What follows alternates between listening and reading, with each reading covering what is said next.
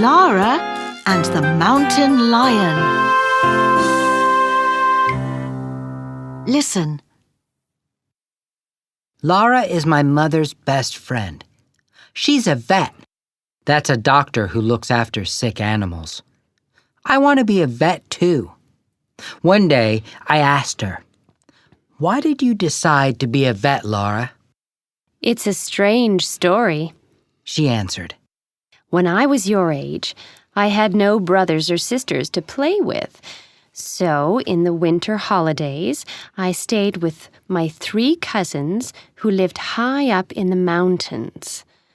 They were tall and strong and could ski very fast. They were very good at climbing, too. But I couldn't ski or climb. My legs weren't strong enough. I was often ill, too, so I had to carry different medicines with me all the time.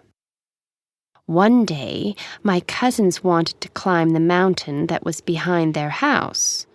They said, "You must come with us, Lara."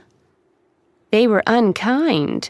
They knew I wasn't well enough or brave enough. I walked a little way, but I was soon tired, so I had to stop and sit down. My cousins laughed at my red face. "See you later, then," they called and went on up the mountain without me.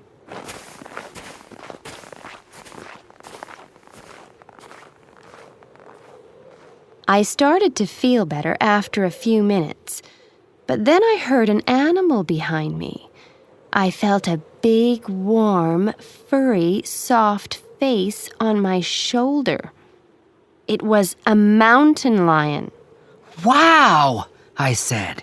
I was very afraid. Lara said, But I couldn't run away because my legs still felt weak. So I just sat there. The lion opened its mouth. "Oh no!" I said. And said, "Oh, I've got a terrible toothache." Well, I knew all about toothache because I often had that. So I gave it some medicine that was in my jacket pocket. Lara said.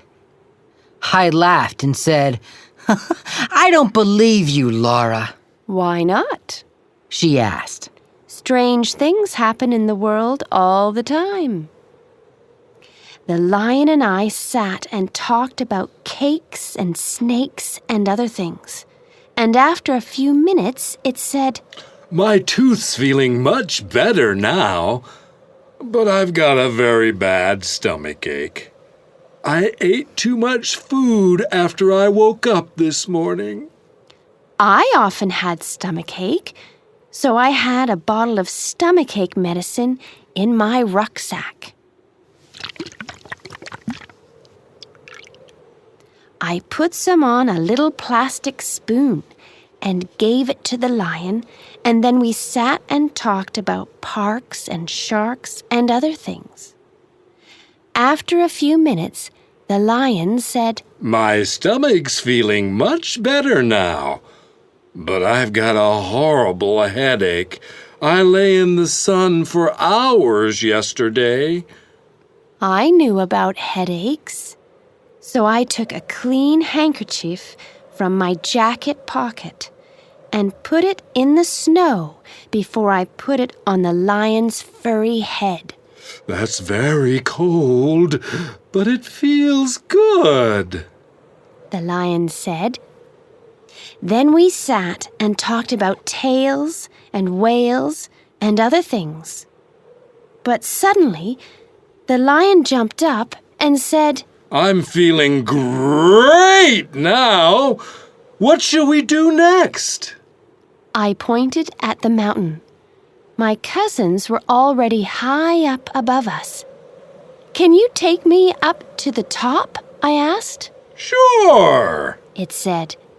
"You can ride on my back, no problem." So I jumped on its back and put both arms round its neck. The lion ran faster than the wind. It's really wonderful to ride on a lion's back. Have you ever done that? Laura asked me. No, I said, and laughed. Well, you must try it one day. But we have to finish the story. When the mountain lion and I arrived at the top, I got off its back. And it disappeared into a dark cave. Soon after that, my cousins arrived. They were very surprised when they saw me. What happened next? I asked. Well, Said Laura. they never laughed at me again. And every year I went back to the place where I met the lion, and it came to talk to me again. Sometimes I took it more medicine, and I often rode on its back in the snow. We became great friends, and I knew that I wanted to be a vet one day. So that's the answer to your question. Laura waited for a minute and then laughed. I'm sorry. She said. It's just a story.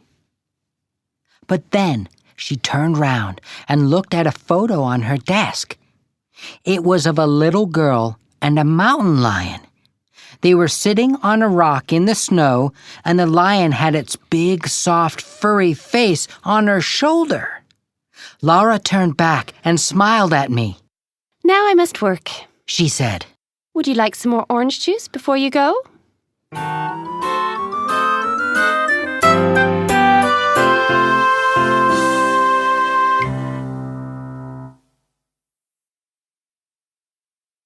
I. Listen and look.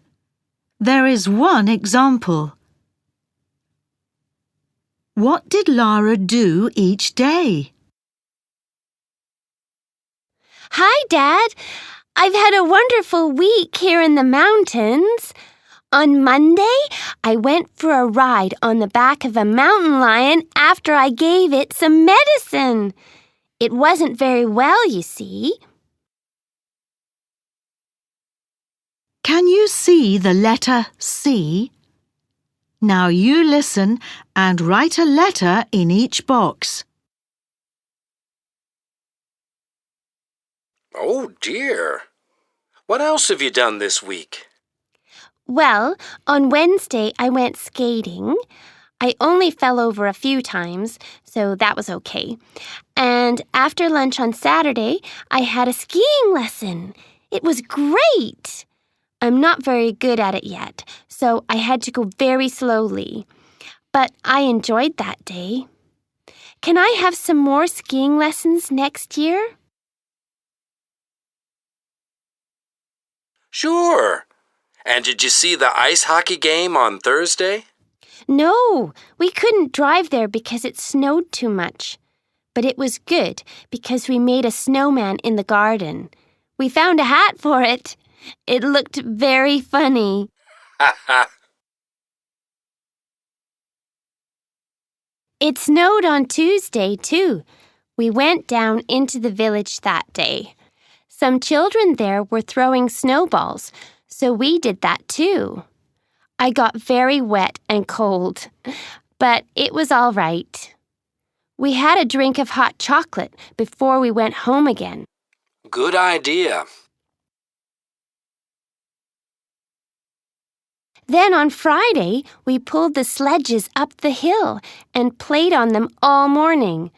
I was very tired after we did that.